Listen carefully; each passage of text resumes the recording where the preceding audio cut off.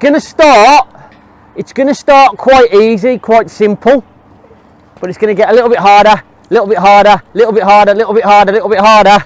So you've got a lot going that you're going to have to think about, okay? And a lot that's going on, so you're going to keep yourselves nice and warm. Now,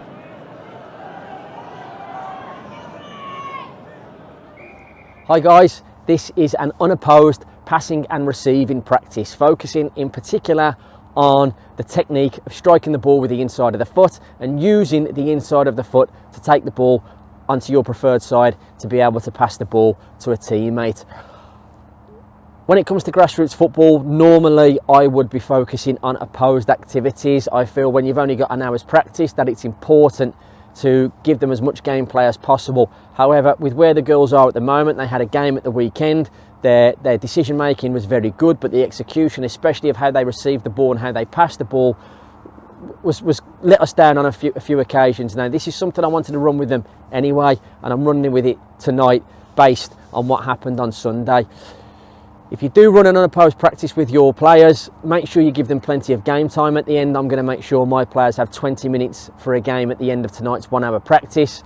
And if you want to watch the whole session from warm up to game, you can find it on foundationagecoaching.com by signing up to a membership at the link below.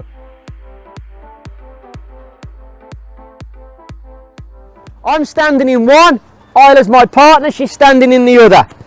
All it's going to be to begin with, very simple. I'm going to pass the ball to Isla and she's allowed 2 touches. One to control it, one to pass it back. But you're not allowed to leave your square. Okay? So I pass the ball, that's it. Control and pass back. There we go. One to control, one to pass. Oh, no, ball went through the square, my point. And again, there you go. Pass, one to control, one to pass. One to control. Oh, too many touches. 2-0 to me. Now, I wanted to start simple because there was going to be quite a few progressions to this, and I just wanted them to get into the habit of taking a touch to receive the pass and then playing the pass while staying in a selected area. What's really nice about this type of activities, with all these different pairs working, I can go around and speak to each kid individually to help them with their specific technique issues that they need to work on. There you go, I like that.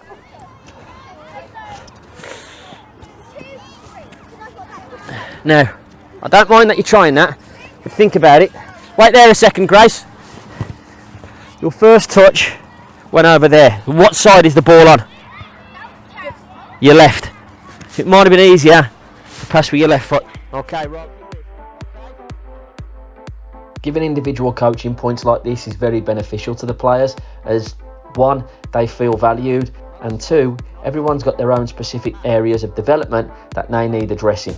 Stopping the practice entirely to speak to the whole group about something that might only benefit 1 or 2 players is generally a waste of time when the players could be staying active instead. Your first touch has gone where? Which side? So to your left side, right? So what is the best foot to use? Probably. What's the closest foot? The left. Rather than trying to get that right foot around and do some funny Michael Jackson dance, okay?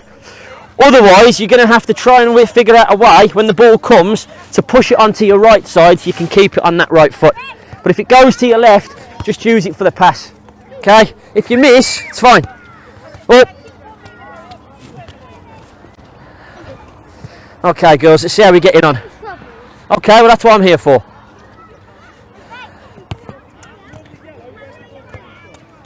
Remember, 2 touches. We're not just swinging at it. It's like you've got to think about your foot like it's a cushion, okay? And you're cushioning the ball. So when it comes in, Isla, pass me the ball. What I'm actually going to do is soften my foot a little bit so it just bounces off slightly. Still rolling, okay? Rather than wham! Because that's not a controlled touch, okay? Inside, please. There you go. There you go in the pass. Oh, too many touches. Your first touch was fine. You brought it back onto your right foot. You didn't need that second one.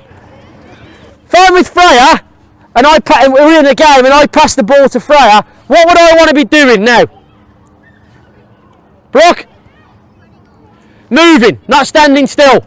Right, so now, when the ball is in the other square, you're going to be bouncing off the sides of your square. So I want you to imagine there's a wall on each side. So give me the ball, Freya. So I'm controlled, I pass the ball to Freya, I'm bouncing off one side, I'm bouncing off the other. You're standing still now, so that's a point to me. I've played my pass, I'm bouncing, I'm on my toes. Remember, 2 touches, Freya, 2 touches. I'm bouncing, I'm hitting these sides of the wall, taking my touch, playing my pass. Okay?